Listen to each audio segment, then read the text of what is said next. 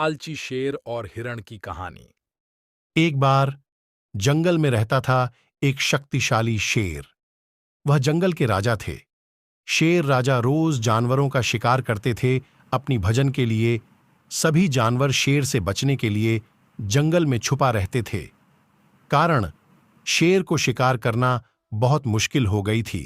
इसीलिए शेर एक लोमड़ी को काम पर रखा। लोमड़ी जंगल में जाकर जानवर की पता करती थी और फिर शेर जाकर उसे भजन करते थे। एक दिन शेर लोमड़ी को कहा, तुम जंगल में जाकर पता करो सभी जानवर मेरे बारे में क्या सोचते हैं। लोमड़ी तुरंत जंगल में जाकर सभी जानवर से पता किया। फिर शेर को आकर कहा, महाराज, आप सभी जानवर को आसानी से पकड़ सकते हैं, इसलिए जंगल के सभी जानवर आपसे डरते हैं। जंगल में आपसे ज्यादा तेज और कोई भी नहीं है। महाराज, आप इस जंगल के शक्तिशाली राजा हो, लेकिन मैं अगर चुपके से आपको जानवर का पता नहीं देता तो आप भूखा ही रहते। अगर मैं एक दिन का भी छुट्टी लूं तो आप उस दिन भूखा रह जाएंगे। अगले दिन लोमड़ी ने छुट्टी लिया। शेर सारा दिन लोमड़ी के इंतजार करते करते परेशान होकर खुद शिकार करने निकला। रास्ते में उसने एक खरगोश को देखा। शेर चुपके से खरगोश की ओर जा रही थी, लेकिन खरगोश अपनी लंबी कानों से शेर के पैरों की आवाज सुन लेती है और वह वहां से भागती है। लेकिन खरगोश ज्यादा दूर नहीं भाग पाया। शेर ने उसे पकड़ लिए थे, फिर उसे खाने वाले थे।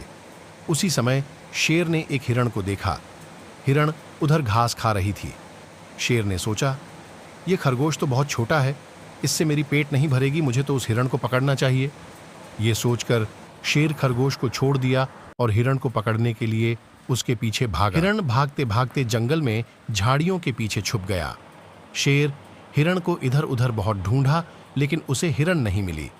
फिर शेर निराश होकर जहां खरगोश को पकड़ा था वहां लौट आया। उसने देखा वहां खरगोश नहीं थी, खरगोश भी भाग गई। भूखा शेर ने सोचा, अगर हमें हिरण के लालच नहीं होती तो कम से कम खरगोश मिलती भजन के लिए। शेर बहुत ही दुखी होकर वहां बैठी थीं। एक पेड़ की पीछे से लोमड़ी ने यह सब कुछ देखकर मजा ले रही थी।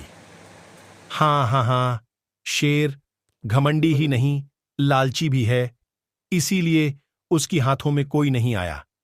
जो थे वह भी भाग गई। हाँ हाँ हाँ। नैतिक शिक्षा, हाथों में एक पक्षी ज्यादा मूल्यवान छड़ियों में हजारों से।